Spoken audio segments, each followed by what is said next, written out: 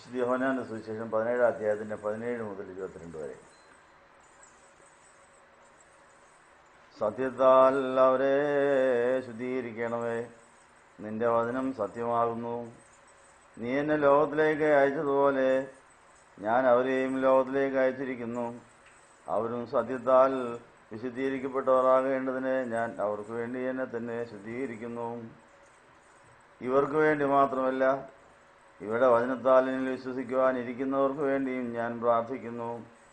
അവരെല്ലാവരും ഒന്നായിരിക്കുന്നത് പോലെ പിതാവേ, നീ എന്നിലും ഞാൻ നിന്നിലും ആയിരിക്കുന്നത് പോലെ അവരും നമ്മൾ ഒന്നായിരിക്കേണ്ടതിന്, അങ്ങനെ നീ എന്നെ അയച്ചിരിക്കുന്നുവെന്ന് ലോകം വിശ്വസിക്കേണ്ടതിന് തന്നെ നാം ഒന്നായിരിക്കുന്നത് പോലെ അവരും ഒന്നാകേണ്ടതിന് നീ എനിക്ക് തന്നിട്ടുള്ളതായ മഹത്വം ഞാൻ അവർക്ക് കൊടുത്തിരിക്കുന്നു. കർത്താവിൻ്റെ മഹാപുരോഹിത പ്രാർത്ഥനയിൽ കർത്താവ് പ്രാർത്ഥിച്ച് ആഗ്രഹിച്ച കാര്യങ്ങൾ ഇതുവരെയും പൂർണ്ണമായി നടപ്പിലായിട്ടില്ല. അത് നമ്മളെ ഏൽപ്പിച്ചിട്ട് കർത്താവ് പോയിരിക്കുകയാണ് ആ കാര്യം. അപ്പം നമ്മളുടെ ജീവിതത്തിൽ വിശുദ്ധീകരിക്കപ്പെട്ടാൽ മാത്രമേ കർത്താവിൻ്റെ വേല ചെയ്യാൻ സാധിക്കുമെന്ന് പറയുന്നു. കർത്താവ് തന്നെത്താൻ ശുദ്ധീകരിച്ചിട്ട് നമ്മളെ ശുദ്ധീകരിക്കുന്ന കാര്യങ്ങൾ ചെയ്യുന്നു. നീ എന്നെ ലോകത്തിലേക്ക് അയച്ചതുപോലെ ഞാൻ അവരെയും ലോകത്തിലേക്ക് അയക്കുന്നു. എന്തൊരു വലിയ സ്ഥാനമാണ് നമുക്കുള്ളത്. അങ്ങനെ സ്വർഗത്തിൽ നിന്ന് പിതാവ് പുത്രനെ അയച്ചതുപോലെ പുത്രൻ നമ്മളെ ഇപ്പോൾ ഈ ദേശത്ത് അയച്ചിരിക്കുകയാണ്. യേശു ചെയ്ത പണിയുടെ ബാക്കിയെല്ലാം ചെയ്യുവാൻ അവൻ നമ്മളെ നിയോഗിച്ചിരിക്കുന്നു. സ്വർഗരാജ്യത്തിൻ്റെ അംബാസഡർമാരായിട്ട് നമ്മൾ ഈ ലോകത്തിൽ ജീവിക്കുകയാണ്. എത്ര വലിയൊരു പദവിയാണ് അത്! നിവൃത്തിയിരിക്കാൻ ഇവർക്ക് വേണ്ടി മാത്രമല്ല, ഇവരുടെ വചനത്താലിൽ വിശ്വസിക്കുന്നവർക്ക് വേണ്ടി ഞാൻ പ്രാർത്ഥിക്കുന്നു എന്ന് പറഞ്ഞു. ഈ 21-ാം നൂറ്റാണ്ടിൽ ജീവിച്ചിരിക്കുന്ന നമുക്ക് വേണ്ടിയും കൂടി അന്ന് കർത്താവ് പ്രാർത്ഥിച്ചിട്ടിട്ടുണ്ട്. ആ പ്രാർത്ഥനയുടെ ഫലങ്ങൾ നമ്മളിപ്പോൾ കൈപ്പറ്റുകയാണ്. അതുപോലെ കഴിഞ്ഞ തലമുറയ്ക്കും ഈ തലമുറയ്ക്കും വരാനിരിക്കുന്ന തലമുറയ്ക്കുള്ള അനുഗ്രഹങ്ങൾ ഏറ്റുവാങ്ങി വിതരണം ചെയ്യുന്ന അനുഗ്രഹത്തിൻ്റെ ഭണ്ഡാരമായി തീരുവാനാണ് നമ്മൾ വിളിച്ചിരിക്കുന്നു.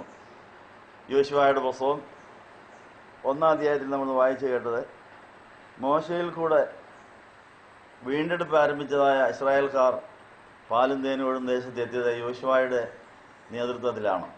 യോശുവയും കാലേബുമാണ് വാഗ്ദത്ത നാട്ടിലേക്ക് കയറിയത്. അവർക്ക് 400 വർഷക്കാലത്തെ അടിമപ്പണിയും 40 വർഷക്കാലത്തെ മരുഭൂമിയുടെ അനുഭവം 100% പ്രയോജനപ്പെടുത്തിയവർ യോശുവയും കാലേബും മാത്രം. ബാക്കിയുള്ളവരൊക്കെയും മരുഭൂമിയിൽ പട്ടുപോയി. ഈ ലോകത്തിലെ മരുഭൂമിയുടെ അനുഭവങ്ങളിലും ദാസ്യപ്പണികളിലും അടിമപ്പണികളിലും പിറുപിറുക്കാതെ നമ്മുടെ പൂർവ്വകാല ശുദ്ധീകരണത്തിന് നല്ലതാണ്. നമ്മുടെ ക്ലാവ് ചിരണ്ടിക്കളഞ്ഞ ഈയം പൂശി അനുഗ്രഹത്തിൻ്റെ പാത്രമായാൽ ആ പാത്രത്തിലൂടെ അനേക തലമുറകൾക്ക് അനുഗ്രഹം പോകുന്നുള്ള വിശ്വാസത്തോടെ ഈ പണി ചെയ്യുന്നതിന് ദൈവം ഇപ്പോൾ ഉപയോഗിച്ചുകൊണ്ടിരിക്കുന്ന ധ്യാനമന്ദിരങ്ങളെ നമുക്ക് ഓർക്കാം. ധ്യാനമന്ദിരങ്ങളിലാണ് ഈ കർത്താവിൻ്റെ ആഗ്രഹം സാധിച്ചുകൊണ്ടിരിക്കുന്നത്. ഒരിടയനും ഒരു തൊഴുത്തും. എല്ലാ സഭകളും എല്ലാ മതങ്ങളും എല്ലാ മനുഷ്യരും യേശുവിൻ്റെ നാമത്തിൽ ഒന്നിച്ചു കൂടുന്ന സ്ഥലമാണ് ധ്യാനമന്ദിരങ്ങൾ.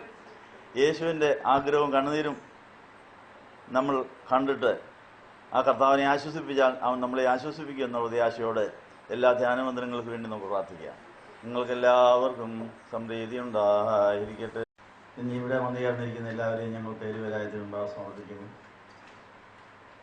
ഒരിടയനും ഒരു തൊഴിൽസുമാകണമെന്നുള്ള കർത്താവിൻ്റെ മഹാപുരോഹിത പ്രാർത്ഥന അന്വർത്ഥമാകുവാൻ നീ ഞങ്ങളെ ശുദ്ധീകരിച്ച് നിന്റെ വേല ഏൽപ്പിച്ചിരിക്കുന്ന ദൈവരാജ്യത്തിൻ്റെ അംബാസഡർമാരായി ഞങ്ങളെ ഭൂമിയിലാക്കിയിരിക്കും. ഞങ്ങൾ ആ വേല ശരിക്കും ചെയ്തിട്ടില്ല എന്ന് പറഞ്ഞ് ക്ഷമ ചോദിക്കുന്നു. അവിടുന്ന് വിശുദ്ധനായിരുന്നെങ്കിലും നാം അശുദ്ധരായി ഞങ്ങളെ ചുമന്നിട്ട് അവിടുന്ന് ശുദ്ധീകരിക്കപ്പെടേണ്ട ആവശ്യം വന്നു. അതുപോലെ ഞങ്ങളും സ്വന്തം ശുദ്ധീകരണത്തിലൂടെ മറ്റുള്ളവരെ ശുദ്ധീകരിപ്പാൻ ഞങ്ങളെ സഹായിക്കണമേ. സഭയിൽ തന്നിരിക്കുന്ന പുതാശകളെല്ലാം പ്രയോജനപ്പെടുത്താൻ സഹായിക്കണമേ എന്ന് പ്രാർത്ഥിക്കുന്നു. യോശുവയോട് പറഞ്ഞതായ വചനം ഞങ്ങളെ ധൈര്യപ്പെടുത്തിയിരിക്കുന്നതിന് അതിനെ സ്തുതിക്കുന്നു. അങ്ങനെ ഉറപ്പും ധൈര്യമുള്ളവനായിരിക്കുക. വചനം രാവും പോലും ധ്യാനിച്ചാൽ ഈ ചെയ്യുന്നൊക്കെ സാധിക്കുന്ന ഭാഗ്യം അവസ്ഥയിലെത്തുന്നതായ കാര്യം 1-ാം സങ്കീർത്തനവും യോശുവയുടെ പുസ്തകം 1-ാം അധ്യായം ഏറെ ചിന്തിച്ച് ഞങ്ങൾ രാവും പോലും വചനം ധ്യാനിച്ച് ദുഷ്ടൻ്റെ ആലോചന പ്രകാരം നടക്കാതെ, പാവയുടെ വഴി നിൽക്കാതെ, പരീക്ഷാശയുടെ ഇരിപ്പത്തിലിരിക്കാതെ എല്ലാം ചെയ്ത് സാധിക്കുന്ന യഹോവയിൽ രസിക്കുന്നവരായ ജന്മസാവലിനോടെ അവനെ സഹായിക്കണമേ.